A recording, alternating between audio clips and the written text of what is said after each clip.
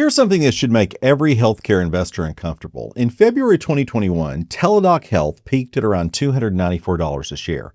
The future of medicine, we were told. The pandemic had proven that telehealth was inevitable. And Teladoc was so confident it spent $18.5 billion acquiring Livongo, a chronic disease management platform. Today, Teladoc trades in the mid-single digits. That's roughly a 95 to 98% decline, depending on the day. They wrote off $13.7 billion of that Livongo acquisition in a single year. Amwell, their closest competitor, tells a similar story. Down more than 90% from its early 2021 peak, trading at a market cap smaller than some Series B startups. Now, the easy explanation is that this was just a pandemic bubble that popped, and that's partly true. But it's also incomplete and dangerously misleading because what's actually killing traditional telemedicine isn't the return to in-person visits. It's something far more structural. I'm calling it teledoom, and it has almost nothing to do with the pandemic hangover. To understand what's really happening, you need to think about what telehealth companies actually built, because it wasn't technology, it was distribution. Teladoc, Amwell, MDLive, their core value proposition was never the video call itself. Any developer could build a video platform. What they built was a nationwide network of licensed physicians integrated with insurance panels, credentialed across state lines, and plugged into employer benefit packages. That was the moat. That was the $18.5 billion bet. The model, build a massive national distribution network, connect patients to anonymous rotating physicians, was modeled on the same logic as Uber. Scale the supply side, own the demand side, and win through network effects. And for a few years, particularly 2020 and 2021, it appeared to work. Telehealth usage hit roughly a third of all medical visits in Q2 of 2020. But by 2023, it had cratered to mid-single digits. Trillion Health estimates about 6%. Optum owned United Health Group, the largest healthcare company in the world, and they launched its virtual care business in 2021. They shut it down in April of 2024. Walmart launched telehealth the same year, also shut down, same month, citing, and I'm quoting here, the challenging reimbursement environment and escalating operating cost. So the largest health insurer and the largest retailer in America both tried national telehealth distribution and walked away. That should tell you something. The conventional wisdom is straightforward. People prefer seeing their own doctor in person. The pandemic forced telehealth adoption, the pandemic ended, and utilization returned to baseline. Teladoc's problems in this telling is cyclical demand, not structural obsolescence. And this story has some evidence behind it. The CDC's National Health Statistics report show that telehealth stabilized at around 4.5% of visits after 2022. That's still meaningfully higher than the less than 1% pre-pandemic baseline. A Kaiser Permanente study found that patient satisfaction with telehealth was genuinely high, around 85%, when patients saw their own doctor physician virtually. The problem was with the Teladoc model, specifically random physicians, no continuity, and no context. If you're a Teladoc bull, and there are a few left, you argue that the company is pivoting to integrated care, that BetterHelp provides a mental health moat, that chronic care management through Livongo still has legs. Here's the problem. BetterHelp revenue declined around 8% in 2024 and continued falling in 2025. The integrated care segment grew low single digits annually, roughly the rate of healthcare inflation. In other words, Teladoc's growth business is growing at the speed of doing nothing, and their consumer business is actively shrinking. But the stock price isn't the story. The stock price is a symptom. The story is what's replacing them. In 2025, U.S. digital health startups raised on the order of $14 billion. That's the highest since 2022, according to Rock Health. Here's the critical detail. A majority of that funding, over half, went to AI-enabled companies, and that's up from about a third the year before. AI-enabled healthcare startups raise significantly more per round, an 80% premium over non-AI startups. And the category seeing the most explosive growth isn't telehealth, it's ambient clinical AI. Analyst estimates this market generated roughly $600 million in revenue alone in 2025, a 2.4x increase year over year. By June 2025, 63% of Epic hospitals had deployed ambient AI documentation, and that's up from essentially zero just 2 years earlier. That's one of the fastest technology adoption curves in healthcare IT history. A Bridge, a startup most people haven't heard of, raised over $500 million across 2 recent rounds, reaching a $5.3 billion valuation. They're now deployed across 150 health systems, including Kaiser Permanente's 40 hospitals and 600 medical offices.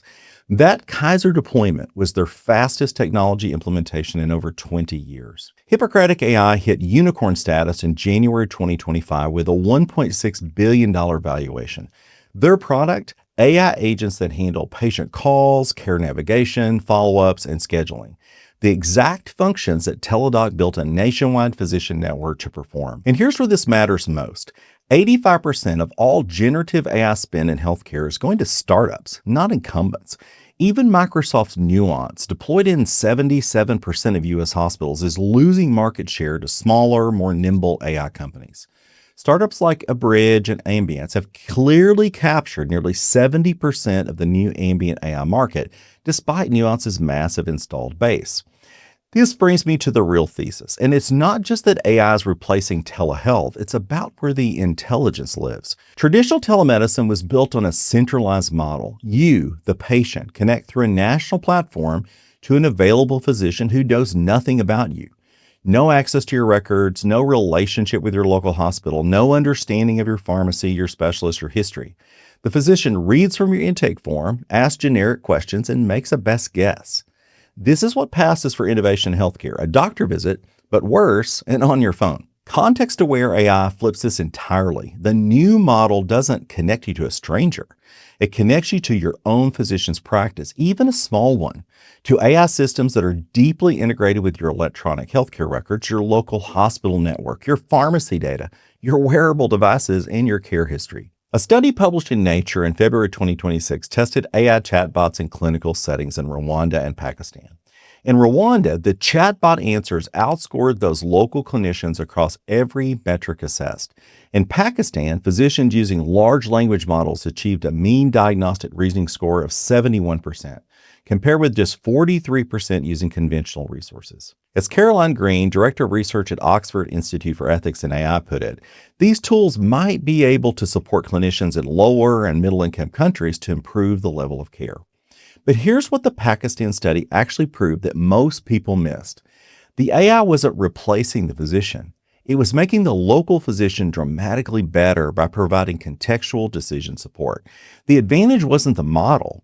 It was the context the model had access to. This is the decentralization that is already undermining Teladoc's model.